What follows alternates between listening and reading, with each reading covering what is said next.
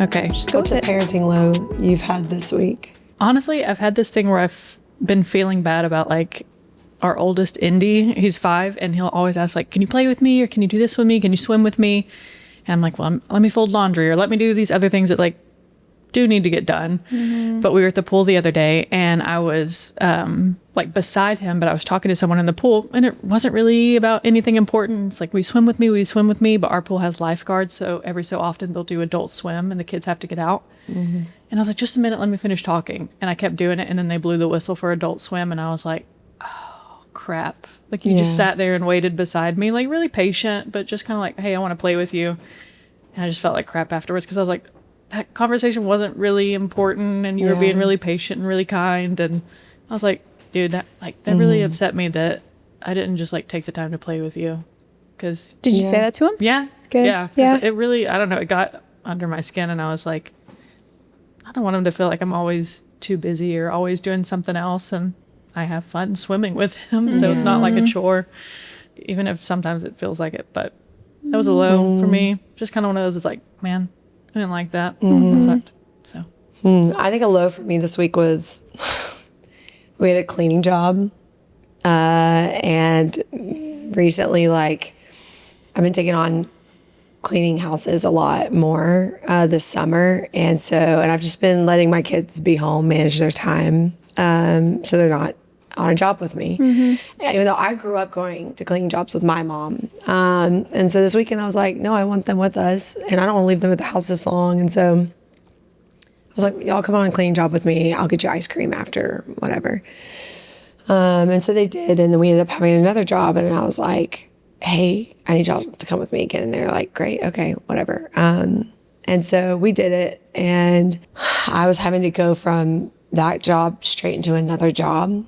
And I was going to drop them off at home for the second job. And I was like, you know what? We packed our lunches. Let's go sit in this coffee shop. We'll all eat together, just as a thanks and whatever. And we did. And we all ate. And we were all like dead silent. Like we were just pooped. They worked hard. Like they really helped me. They were amazing. And my husband, same thing. He jumped in there. We all did the job together. It was great. And again, I think because before I'd given them ice cream if they help me or if they do whatever, which I'm like, we don't owe you anything. Like I grew up doing this my whole life and my parents never paid me or got me ice cream or anything, but just a genuine, like, thank you. You didn't have to do that. You did because I told you did, but like, you didn't actually this is not your responsibility. Yeah.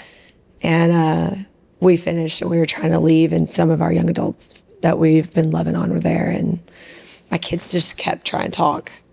I was getting more and more annoyed. Like, I'm with you all the time. You get my attention all the time. Let me give someone else my attention.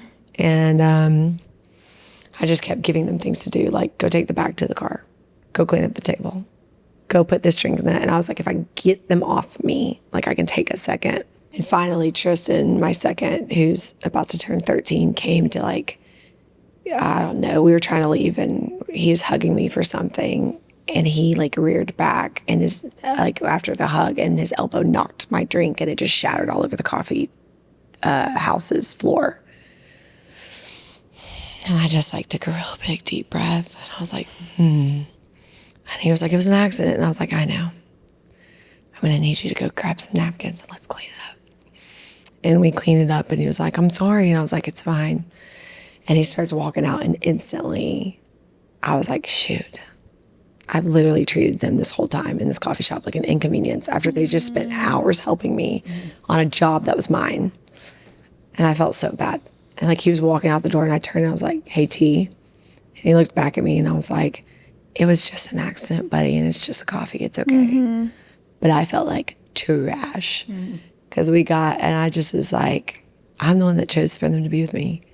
And then this whole time when we finally got a break, I was like doing everything I can to get them off me. Yeah. that's real. Yeah. I've been there.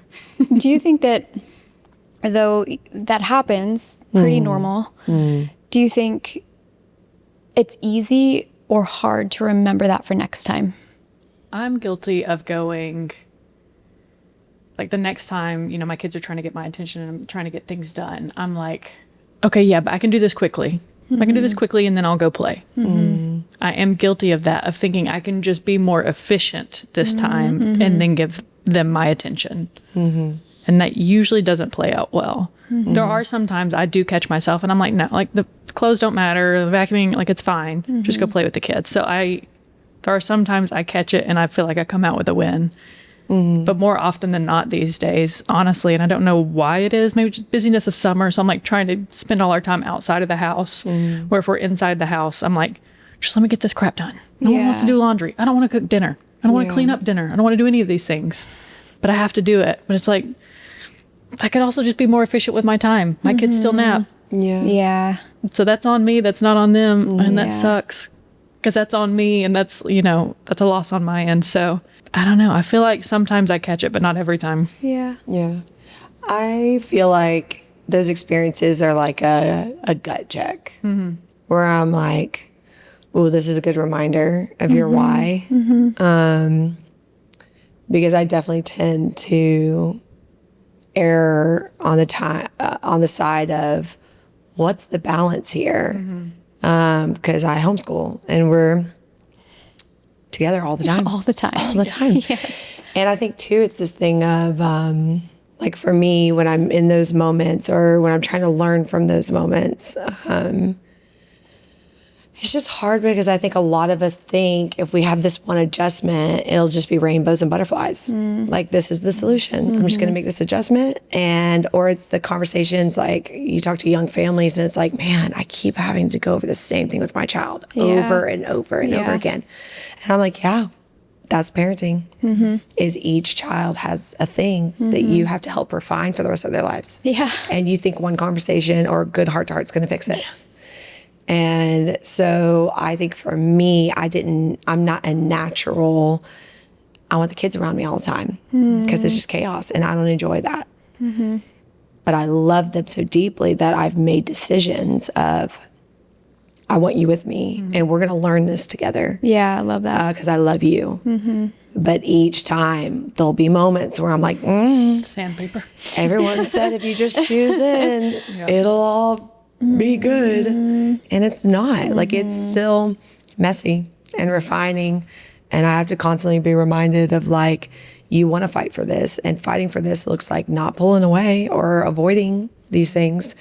It's leaning in when it's hard, not, you know what I mean? Because I feel like our natural tendencies is, that's hard, that sucks, I'm pulling back. Yeah. Let's find a different way. Instead of going, it's probably a really good sign that it's hard. Yeah.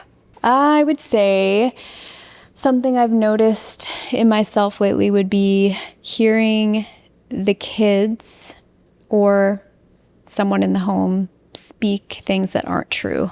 I find it super challenging when any one of my kids speaks something over themselves that I'm like, that is such a lie. Like that is not true at all. It like makes my blood boil. Yeah. Because I know it's normal to have insecurities, and especially 14-year-old, a lot's changing. Just finding her identity in general, right? Where she's at. It's just a hard age.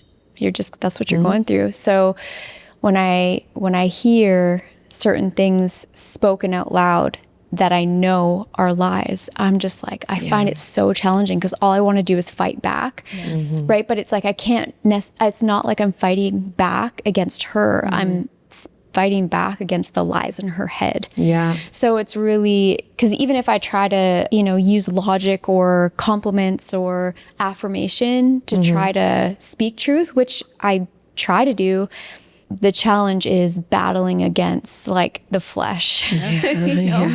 That's the battle. That's real. And so, even my youngest this week woke up, I could tell that he was in a space of, he's very imaginative.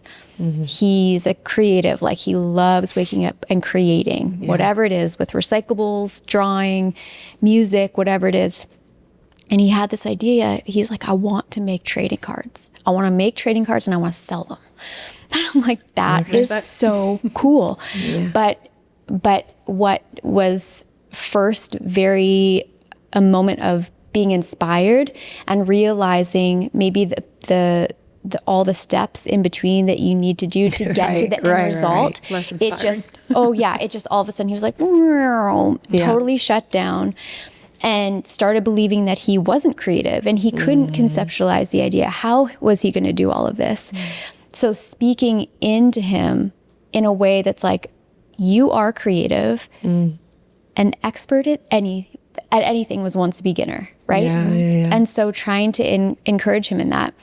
So I think I actually, even though I was challenged this week with certain things like that, I still got to see the fruit of it. I was in his room this morning, and I know he brought paper and a Sharpie up to his room last night. And I walk in his room, and we're tidying his room together because we do morning routines and we don't leave our rooms being messy. And I looked on the floor, and he cut out little rectangular pieces of paper and he made a bunch of characters, named them, said if they were legendary or rare, and just like they were all odd shapes, and some of the spelling was all wacky and stuff, but but he started, and I was like, thank you, because sometimes I think we won't see the fruit for a long time of the life we're speaking over our kids. For sure. Right, in those challenging moments, but when you do get to see the fruit of Such a reward. pouring in, Such a reward. it's the best feeling. So, Yeah. That's yeah.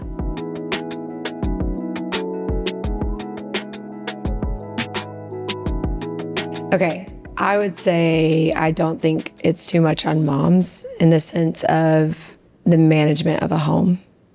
I think we have lacked in training women what it looks like to be someone in the home and what that actually entails. I also think we have a lot of fatherless generation, this generation being fatherless, where husbands don't know how to really support women. And so we have a lot of dads that are not involved in those very things that are listed. And so I don't think time is the issue, because I think if we were given an extra hour a day, we'd fill it right up. An extra 24 hours, we'd fill it right up. I would say we have lacked in raising a generation on how to be healthy together as a unit, where we support each other. And it's not just dad's the provider and that's all he does. And mom does everything else. I also think that we don't give ourselves enough credit. I think women are even taught that maybe we're too weak or it's too much, and I'm like, you get to navigate the temperature of your home. You get to decide what you actually allow and not allow, and what you manage and not manage. And so for me, if I'm talking to a mom who feels that way, I'm asking a lot of questions. I'm asking the involvement of the dad.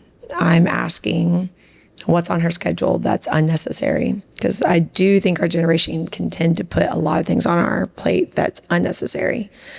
And then the things that are priority, in the sense of, you do have to manage the home. It has to function if you want a healthy home. Do you know what I mean? I'm conflicted in that statement, because I can see where women who don't have husbands and they're doing it all, that's a lot. And we don't, as a culture, know how to do community well, where we feed into it. We talked about an example where it just takes a village. It just takes a village. And the more you bring healthy people in to help fill in the gaps, there's always going to be gaps. Yeah, it's like we were talking about yesterday. Yes. Like, bring people in, because we cannot be it all. No. But there are people in our lives that we have to recognize will fill in those gaps. And those people are Absolutely. such blessings to our lives. And we've built a culture around social media where everything has to look perfect. So the moment people in our lives aren't that, then they don't get access to our children. Well, good freaking luck then building a community, because we're all have failures and we all have wins. Yeah. We all have things that we are strong and good on, and then things that need to be sharpened and grow. And so for me, if you're feeling that overwhelmed in your home, I think those are a lot of questions I would be asking, is what is your community? What is the things you're actually taking on? And let me see the health of your marriage and the involvement of the dad. Yeah. Yeah. I think the thing you said at the beginning about being trained, like we didn't grow up having the right training, or maybe an example. Like our parents could have loved us. I know my mom loved me. Absolutely. But it's like a generational pattern of, Right. I grew up with her working a full-time job and going to school. So it was like grab a pizza pop from the freezer and sit down and watch Animaniacs till I get home from work. Right. It's real. And It's then, real. you know, spend a little bit of time together. Maybe she'd watch Oprah. And really, like, it was just, that was the cycle. Yeah. And then also not having a dad around, you know, in the home. I did see my dad, but I didn't live with him. Right. So not having that example of, like, I saw the example of, here's a woman that is trying to provide and, like you said, had a lot on her plate Yeah. and did a really, really incredible job at breaking certain cycles. But as far as maybe the more traditional take on mother, father, these are the roles and responsibilities of a mom. These are the roles and responsibility of a dad. Like, Right. I never experienced that Right. in a traditional sense. But it also depends on, you know, what your family wants. Maybe your family looks completely different than that. And sure, that's yeah. not how you operate. Maybe dad stays home and mom goes to Oh, work. You know, absolutely, so, yeah. so I think as far as if we're talking specifically about mothers feeling like they're overwhelmed and they're Right. the be all end all. I mean, I say I grew up not having the greatest example of those traditional roles. But as I became a mother myself, I was like, I am it. Like, I am the be all end all. I will do Yeah. everything. I will be everything. I will entertain. I'll just, and if I didn't know how to do it, I would learn how to do it. Yeah. You know, cooking. I'm like, when I met Jordan, I was like, I didn't know how to cook a grilled cheese sandwich. Yeah. Yeah. So, you know, like, I was like, okay, I can do this. I can learn how to cook, but putting a lot of pressure on myself to be that. And then homeschooling, right, is like a whole other gamut of responsibility that I chose into. But I do believe that I was much more capable than I actually thought Yes. at the beginning. And it was kind of throwing myself into motherhood and throwing myself into all these different responsibilities, but learning where the boundary of, like, it being unhealthy. Right. Well, and I don't think we were trained to, like, I think in school, I'm like, you're not trained to balance a budget. You're not trained. So you, like, I feel like a lot of moms now feel overwhelmed because they weren't set up for success. Where it's like just practically, and if we're honest in society, it's do what makes you happy and what makes you feel good. Well, I can promise you right now, being a wife and mom ain't gonna make you feel good a lot of times. Say, I mean, right? based on where I'm at right now. Right? It's Dude, like, listen, but if we're having honest conversations, I had a conversation with a friend at the pool the other day, and I was like, I love my kids more than life. I don't love motherhood most days. yeah, yeah. 90%, like I would, the kids are the joy of my life, the best thing that's ever happened to me. Yep. But the role of being a mother and what comes with it, I'm like, 1000%. oh my God, I hate this sometimes. Yeah. I hate this. Because it's so refining. Oh my! You have to it's die to every- yourself all the time. sandpaper, and I'm like, All the time. It's gonna Yeah. kill me. Yeah. But then It's when hard. you walk with people who have a deep conviction to do Yeah. it well, and Makes you all the see the difference. character development, you see who they become Yeah, in marriages and in motherhood and Yeah. all these things, that's like, it's not a microwave. right. We're playing the long game. We're playing the long game. longest of the long game. And again, I think it goes to what we said earlier. It's like when you start feeling that rub and that uncomfortability. I saw a quote the other day. I don't know where it was, but it basically was like, I haven't felt like myself for a long time or recently. And literally the next sentence was, it must mean I'm growing. Yeah. And I think our generation was taught like, oh, if you're not feeling yourself, like you got to do it. Makes you feel good. Go Yeah. find yourself. Do You're you, boo, was the uncomfortable. longest thing. I had a conversation with a mutual friend the other day, and she doesn't have kids right now, but she's married, and marriage is freaking hard It's so sometimes. hard, yeah. It's like the highest of highs and can be the lowest of lows, Yeah. depending on the season you're in. And she's just going through a hard season. But she was talking about, she was like, I feel like I miss the old me. And she's looking for, quote unquote, the old her in this situation. And I was like, what would your single self have to teach you about being married? Because Yeah. your old self has never been married. Yeah. I don't ask for parenting advice from people who don't have kids. Right. or kids that are in a younger stage than me. Yeah, because your old self, like appreciating that you're changing and growing Yeah. is real, and it can be very painful. Your old self is not meant to carry you through new seasons. No. That's so Be good. happy for that and like love yourself, past, present, future. But like, hey, I don't need 20-year-old Erin to help me with anything right now. Yeah. She doesn't know what she's talking about. Yep. She's wonderful, lovely. Love that. She doesn't know what Yeah. she's talking about. Like, no. God bless her. Like, she can stay there because it's just like, hey, what I need right now is something different Yeah. that I have not learned or I've not yet become that version of me. So I'm just going to work towards it. Yeah, I think there's perfect advice too of telling moms that feel that way, get yourself around someone who's ahead of you Oh, for in sure. a season of life is what I mean. Like, you know, Older kids, been married longer, like the next stage, because it'll really be so good for you for them to look at you and be like, it is going to be okay. Like you're putting in the work, and it does feel overwhelming. It does feel like you're juggling everything. Good. Like let's be okay with sitting in the uncomfortable instead of wanting that instant fix, that like instant gratification that I don't like this, so I'm out. Like for us, I'm like, we're building something with our kids where we teach them like, yeah, you got to have the grit. You got to have the integrity. This is how I've stayed in my marriage. It's because my parents were like, you don't give up. Because if I would have, I'll never forget. I looked at freaking, Brian Barry is the real MVP of our marriage. He's the best thing that's ever happened to me. Thank God I have that man. But we went through years. Aaron will tell you. there every family vacation. And it always was really about a family vacation, y'all, because it was when he was off work and we were all just together, but with other people too, and he was overstimulated. And we would fight every vacation. It was rough. And I'll never forget, like, I think it was like maybe year 3 or 4, I straight up looked at that man and was like, I think you've killed every good thing in me. I can't imagine what it felt like to hear that. I can't, but I genuinely felt it. Like I was convinced, like I was this amazing. Well, I was happy with my life. I'm not going to say I was this whatever, but I was happy with who I was. And then I became a wife and a mom very quickly. And everything felt like it was on fire. And I had a husband who was ill-equipped because he's not supposed to bring me identity and security. And I put that on him.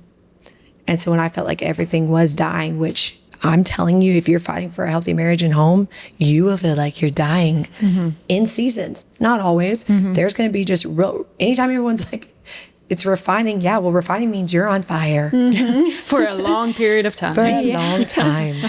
What's that Latin quote? Ignis Arm probat.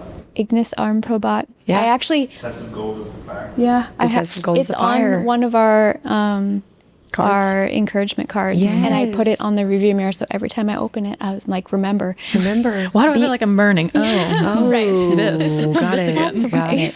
But people don't want to talk about that. Or when you see really healthy families, they're not willing to admit they hit those kind of lows. You don't want to I scare couldn't people off. imagine. You don't scare them. Yeah. Well, that's what I was thinking earlier to the question of like the roles of motherhood or the pressures of motherhood. Like there's so many layers. And I'm hoping that we are coming to a point where it's like we're having honest conversations. Yep. Because I feel like it's either one extreme or the other. You have Yes. the families where it's like, let's say, for example, the mother has given everything.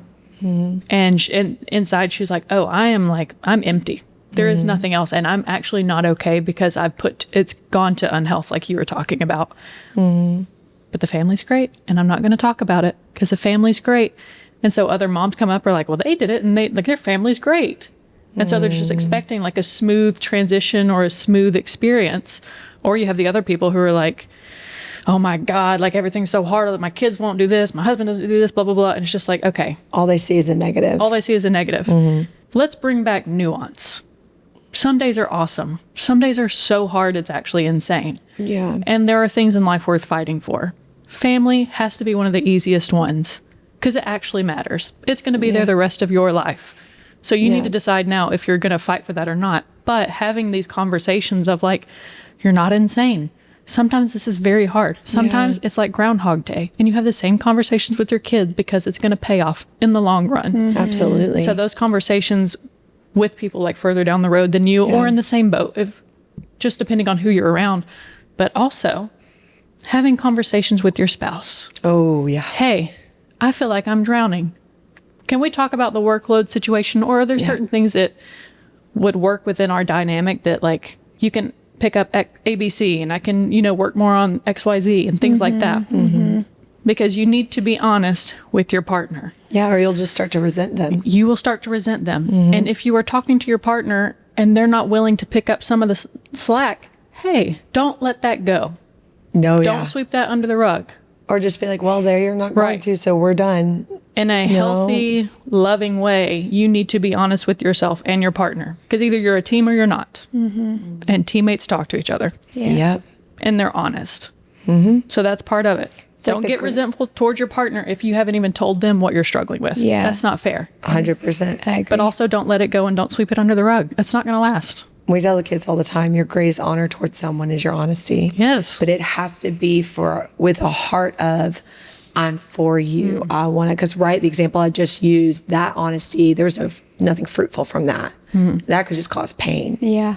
Do you know what I mean? So even when we're saying have the honest conversations, In a loving you also way. have the extremes Yeah. of girls that'll go to their husbands and be like, "You're what's wrong with the family. You're the." And now we've demasculated the men who are literally covering our whole family and carrying it. Do you know what I mean? And so you also have to, man, it's just the golden rule. Just treat people the way you want to be treated. Yeah. Just go with the heart of like, I'm for you, and I want to fight. I'm not fighting you.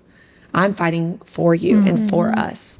Because your spouse is not your enemy. Yeah. Your family's not your enemy. If Your they're kids not are willing your to enemy. meet you where you are, get outside help.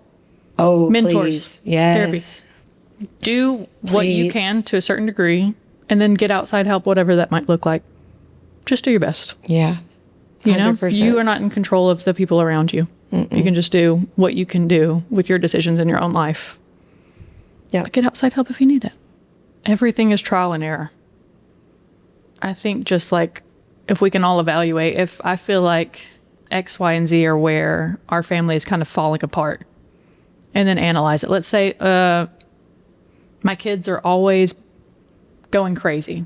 They're bouncing off the walls. They're always in the house and they're bouncing off the walls. I can't get them to like come down and then us proceed with our day. It's like, okay, well, let's just keep dissecting that.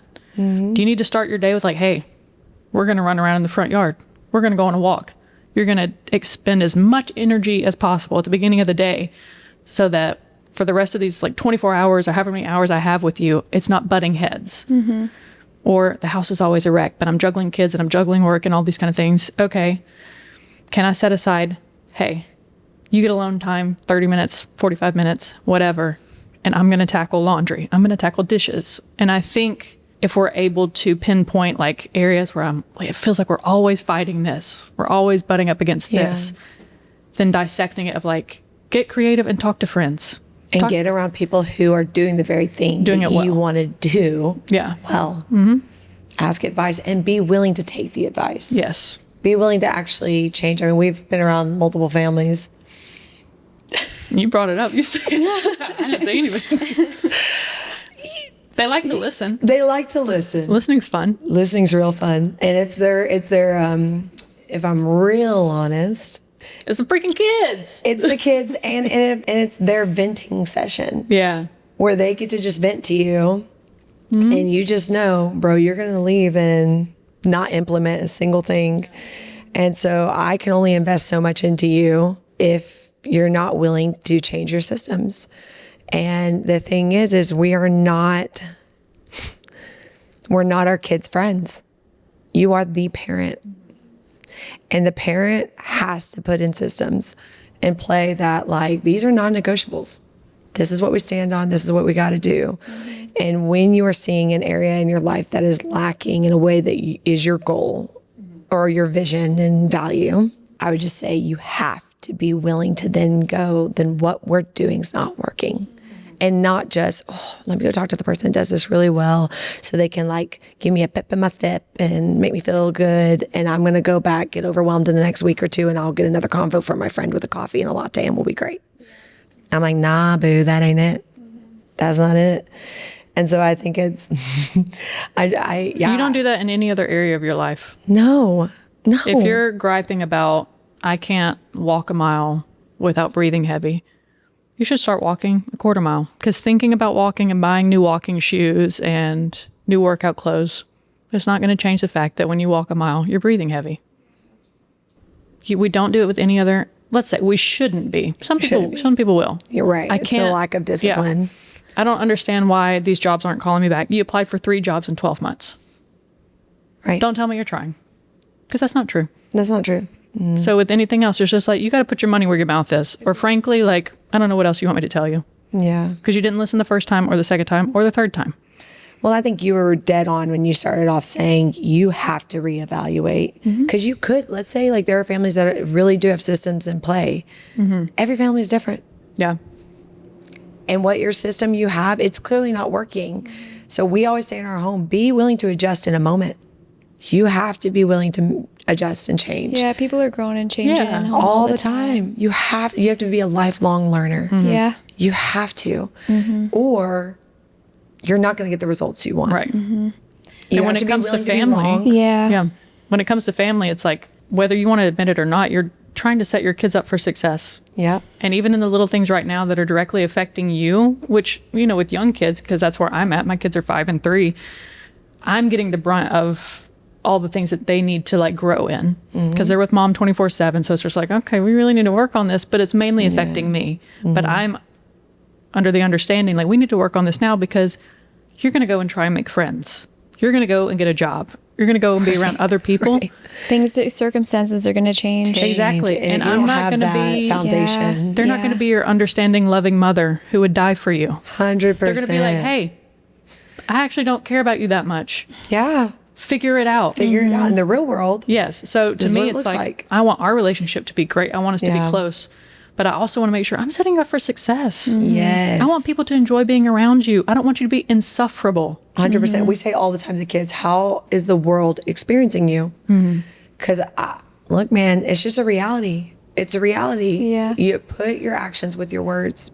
And so for us, I completely agree where I'm like, and we have a lot of families that will come to us and be like, but they're so young and right now they don't understand. And I'm like, oh, they understand boundaries real quick. Well, make them understand. You make them understand. That is your job. Yeah. That is your job. Yeah. I had a mom call me about a month ago and she's had her second child. They're not even a year old. Well, right at 1. Okay. She was like, they are dictating our lives. They will not eat when we eat as a family. They will not go to bed when I want them to go to bed. They won't even let me put my oldest down when I go to bed. Like, it is wreaking havoc in our lives. And I was like, what are your systems in play? And she was like, oh, well, I mean, they're only one, like they don't understand. And I was like, that's your problem. Why would they have to understand? Why would they? Why? They only understand what you have allowed. That's on you. When we get around kids that are acting up and culture, like when we work with youth, we work with young adults, we work with kids. And 99.9% of the issue is not the kid. The kids have become the issue. They're the ones that everyone's dealing with. But the issue is the parents. Yeah. And lack of parenting, lack of training them to go, I'm not here to make you feel good. People are so scared they're going to kill someone's spirit that they're not willing to break a child's will.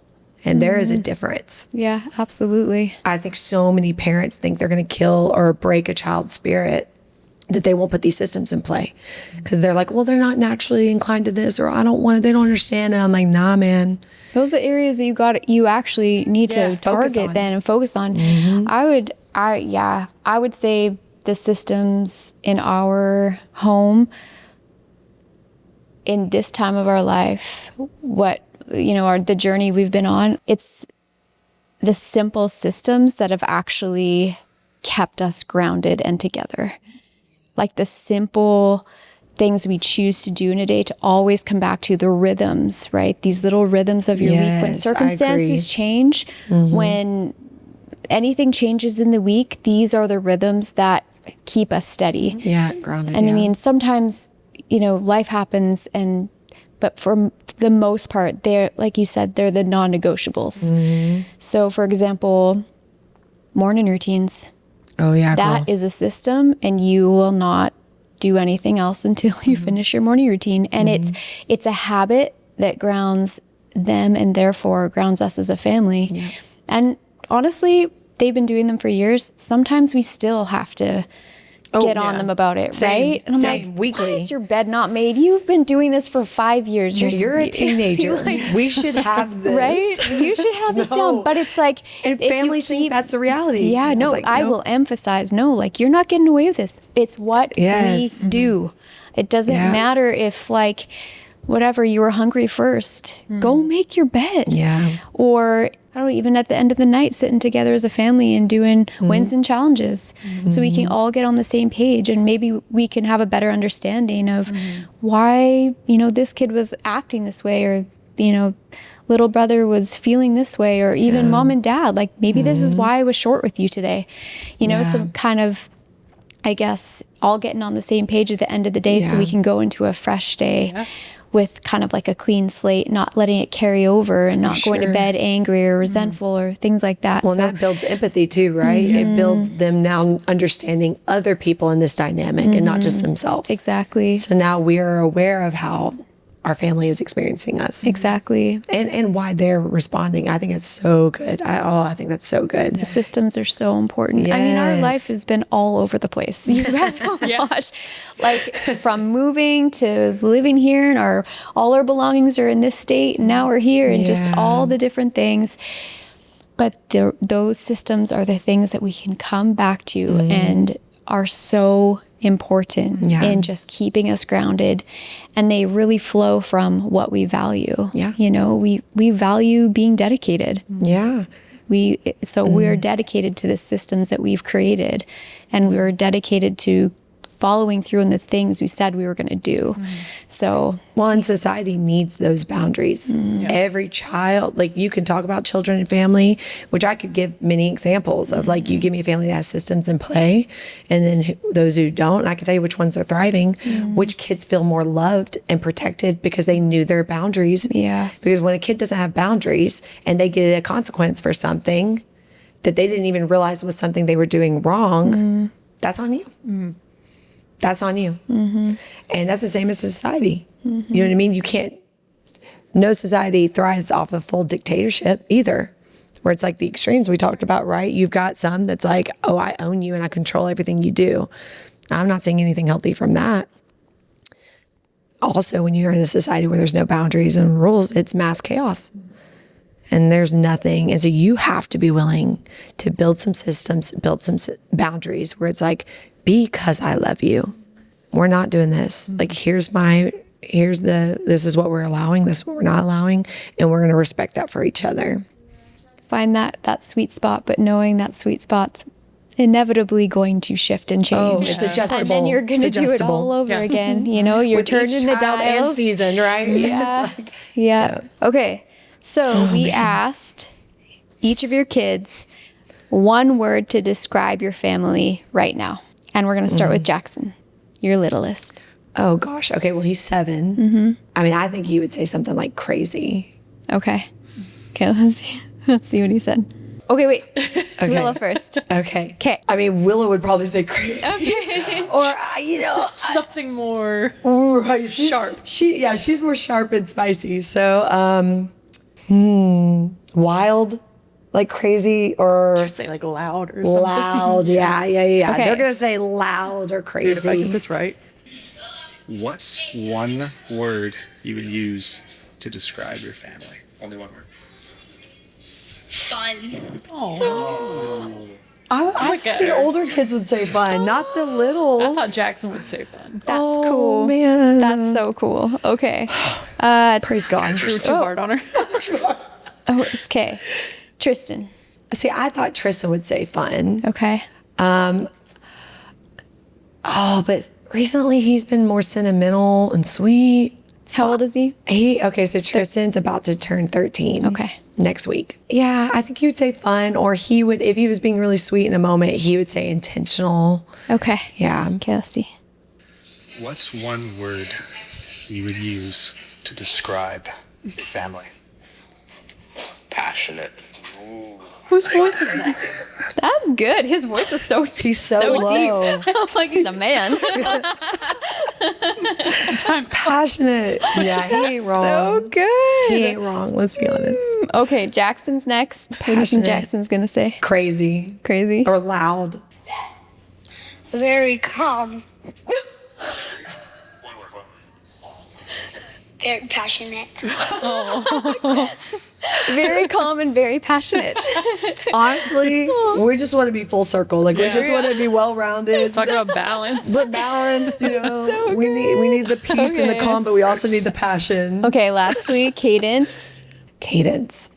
Oh man, I mean, she's She's gonna Cadence be is 14. Oh, she is 14. Yeah, she's Yes, 14. she just turned yeah. 14. So I think she would say intentional Okay. or something like that. Yeah. Just one word to describe your family.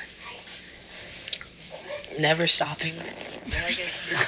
Nothing. You were like one word. One word. None of them did one word. Never stopping Never being stopping. intentional. There you Well, go. I don't know if Those she are would good. say never stopping is intentional, but we chose in as a family. We did the Everyday Family curriculum. And when we went over the week with family values and we all walked through where it was like, you know what I mean? You had a lot of options Yeah. and you just kept bringing it down and bringing it down. And by the end of it, we all said community. That was a high value for our family because we all felt like we had years of just our nuclear family and we poured into each other. And since we moved to South Carolina, we're just in a different season, right? Our youngest is 7. We don't have babies anymore. We're starting to transition out of that like chaotic. We really need to be home with a lot of toddlers. So now we all have been like, okay, what the Father created in us, we got to be able to then, we always say, make disciple makers, not just disciples. We want to make disciple makers, disciples who will make disciples. And so for us, it's like, well, you can't do that if you don't take what you've learned and implement it and infiltrate the community around you. And so we did. When we went through the curriculum with Everyday Family, they all were like, we want to choose in more to community. And I think the both of you can attest, I think we've done that. Just a wee bit. Just a little bit. Our calendar has something every day. yeah. Multiple things a day. Yeah. What's your one word? I mean, I would Yeah. still say What's your one word? my one word would be intentional. Yeah. It is chaotic. It's passionate. It is calm a lot of times because I think we are very passionate. We've had to really learn how to be the other side of that, of like, are we taking deep breath and really evaluating and being there for each other too. I don't mind the big highs. I love the big highs, but we got to be able to bring it down and really have deep heart connection too. Yeah. And listen, we're a party waiting to happen. we are a party waiting to happen. And fun is like a high value, just like y'all taught us that. Fun is a high value because I think for years it wasn't fun. And we were doing all the hard work, putting all the systems in play, and it was just hard. And we were like, man, life's hard. We gotta start having fun too. It's almost like you knew how to do all the hard work, but you didn't know how to celebrate it or something. Yes. You know what I mean? Yes. Yeah. And so as they've gotten older and we've really been like, okay, we know how to do hard. Let's have some fun. Cool. Yeah. Do you have a one? I know you didn't do it with your kids, but do you have a one word right now? I mean, I feel like with the stage that we're at with our kids, I do think fun would be our word.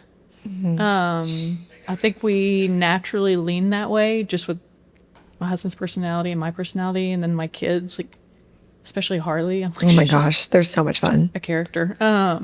But yeah, I feel like we really lean into that because motherhood is not my natural passion. Raising up little humans and teaching them and all Yeah. and like caring for them, I don't enjoy that process naturally. So leaning into the fun stuff like dance parties and like games at the pool and going on Yeah. adventures and like making it into something fun has been a priority for us, and our kids love it, and then we enjoy it more.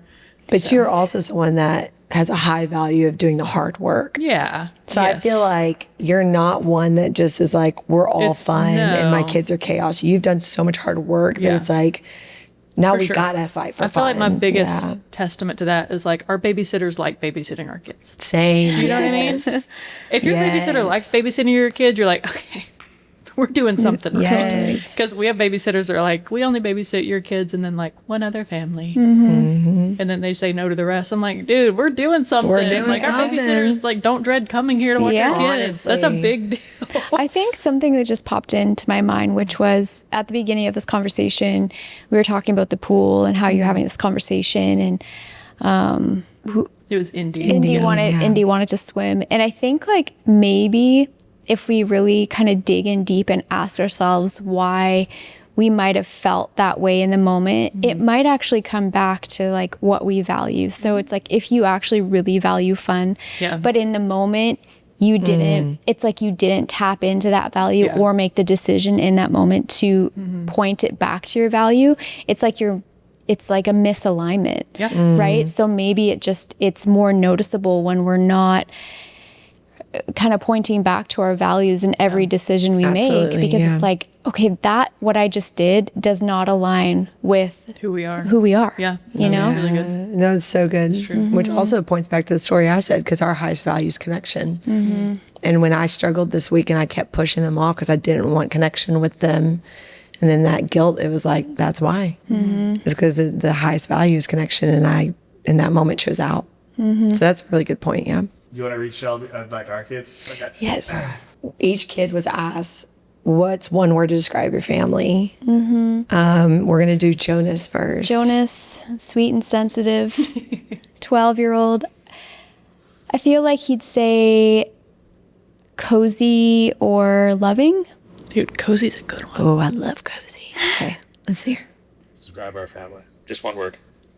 There's a couple that I'm thinking of. Unique. Unique. I like it. That's a really good one.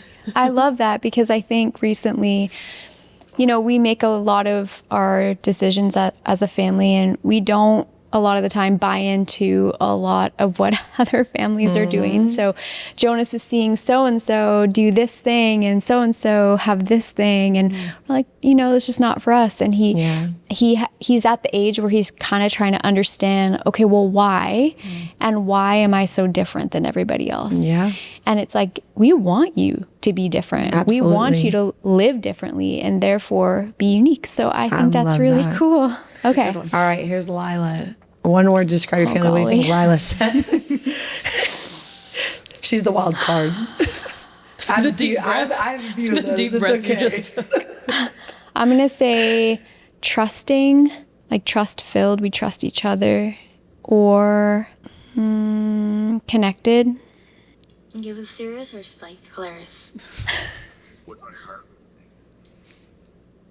Oh no, it was this morning. She was in a bad mood. I mean, at first my first thought was like gypsies, but then like that's my first initial thought. But then I was like, Aaron, you'll fit in. Oh, made a adventurous. crystal ball. Adventurous. Okay. Gypsies. Adventurous gypsies. All right, Aaron, change your last name to I Mary. don't blame her. Are you taking in other children? I've got the headscarf. It looks like I will. It looks like I'll tell She you. is Come ready. on over. Yeah, for $50, I will tell you. your future. Adventure as a tattoo on her arm. Do you need more family she is members? she's living the dream.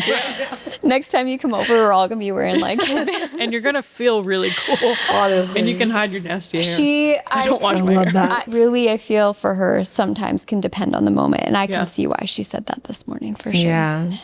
She I love that. she comes alive at night. I feel like she really in the evening time is when she gets like all sentimental. In the Yeah. morning, she's just Get out of She's my like, face. get out of my face. I respect it. Same. Honestly, same. As a gypsy, yeah. I get that. Heard. all right. So Kyrie, All right, so Kyrie, one word. a little guy, like 9-year-old, sweet and creative guy, loving, fun, something basic but sweet. Okay. time. Oh. That's a good one, sweet. buddy. Okay. Kind. Simple. Direct. Love it. Direct. That's so good. I love that one. That's good. I love that. That was so fun. That's good. I So know. I need to fun, ask yeah. the kids when I get home. Yeah. Or I need someone else to ask the kids. Get Steven to just record their voices. saying Yeah. it. I feel like And then Indy would send say it to fun. us. I would bet $20 Harley would say just something random and she'd be like, booty. Yeah. That's it. That's her favorite word. Which the ages of your children are. Yeah. Indy's 5, Harley's 3, and she's chaos. So booty. she could just be like, booty family. Booty family. And she also would not be wrong. She wouldn't be wrong. There's a lot of, There's a lot of booty. there's a lot of dancing, bath time. Just a lot of booty. Oh my gosh. That's so cute. I was watching a video with Lila and Kyrie the other day, and she had recorded herself on like an Alexa. Yes. And she made a tent. She brought Kyrie in the tent. And she was like, we're recording ourselves, Kyrie. We're in a tent, right? We're in a tent. He's like, yeah, we're in a tent. Booty butt. And he was about the same age. Respect. Oh, yeah. It's that age, man. So good.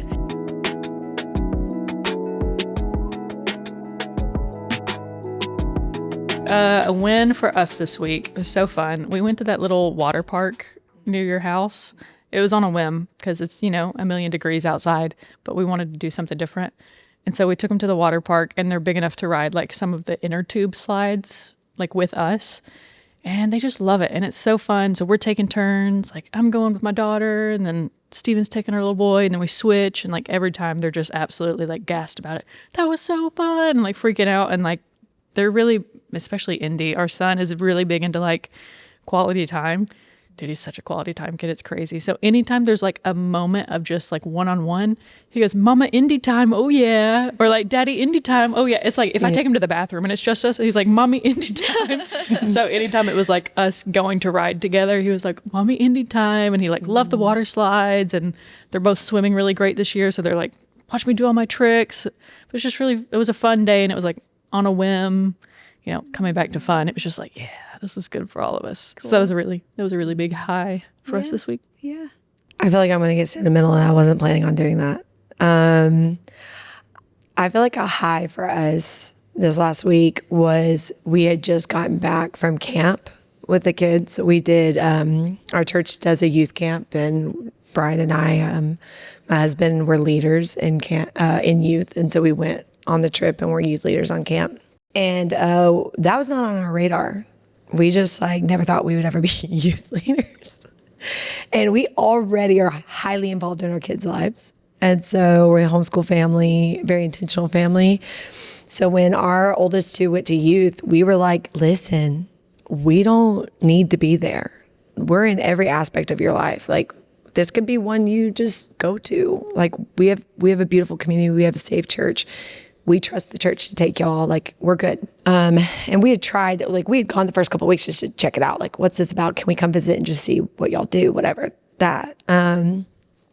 But both our kids were like, no, it's more fun when you're there. And so we've just served, which I never expected them to say. I just don't want to be the family where I have to be there all the time, because I've got to be able to release them to the world. They can't be dependent on mom and dad always. And so, again, we just got back from camp, and I just was asking them, like, what did y'all think? How was it for you? Da-da-da-da. And they all were like, it's the best week of our lives. It was amazing. Like, both of them were on such a high. And they were going through like some of my pictures, like Polaroids and stuff. And a lot of it was me with their friends, or dad with their friends in the group. And I was like, what do y'all think, or whatever? And they were like, we love it. We love it. Like, this is the best. And, I think when the kids were younger, it was not fun. I did not enjoy motherhood. I fought for motherhood because it was a value I had. I did not like it. And no one was talking to me like that. No one told me it was okay that, like, you weren't living the Instagram life. So I had a lot of shame and guilt. And I never thought I would like my kids. I loved them, would die for them. They are everything to me. But I just didn't know if I would ever actually like them. And coming off camp this last week, and just it keeps shocking me now how doing all the systems, doing all the things that we've talked about today, and fighting when I never saw the hope, I never saw the light at the end of the tunnel. I just knew something would be produced if I just kept doing the work. Yeah, it gets me emotional now because now I love them, man, and I like them, and I like them, and we have a great time together. And for them to say, no, it's more fun with you, like we like you, not just love you, is a pretty major win. That's good. I love that. I mentioned earlier just something that pops into my mind. I mean, I feel like I'm just a noticer in general. Like I notice, I like have a cup at the beginning of the day and I'm just trying to notice things all day just to like store in that cup.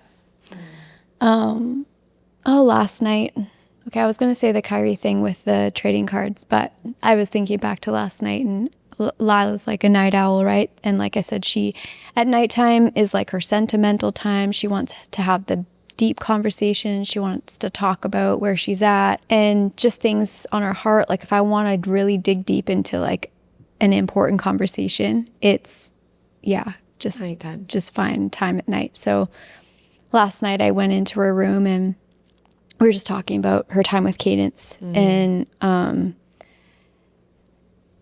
then we kind of got on the subject of, I don't know, like boys and, Always. things like that. Cause she's getting to that age. She's 14. Teenagers. And so we Yeah. were talking about boys, and I was like, if you ever have questions or if there's something that ever comes up that you want to talk to me about, like, where to come. You can talk to me about anything. You don't have to feel weird. You don't have to feel like this is like not a topic you can talk to your mom about. You Right. can always come to me. And so we just kind of talked about that, and then we were joking around a little bit and connecting and said goodnight.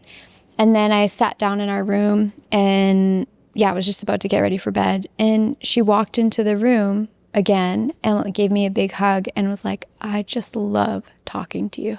And I was like, I love talking to you too, and just that affirmation, like she didn't have to do that, but she was Right. feeling it in the moment that she wanted to come and tell me that. And even if she didn't, I would still have walked away from that conversation For sure. being like, oh, that was good. That was like really life-giving for both of us. Yeah. But she just chose to come out and affirm me in that. And it in turn also made me remember that she is also a words of affirmation kind of girl. So absolutely, yeah. she loves to receive affirmation verbally. And so I could see how she was really truly expressing her love in that moment by saying, I just love talking with you. Yeah. So that was definitely a high, and it's fresh because it was last night. So yeah. So thank you for being here. I encourage all y'all to figure out what your one word is for your family around the dinner table, in a car ride, wherever you're going today. Just give yourself an opportunity to ask your kids, even if they're going to say booty butt. Just ask them, and then ask yourselves, what is your one word that would describe your family right now? And thank you for being here, and till next time.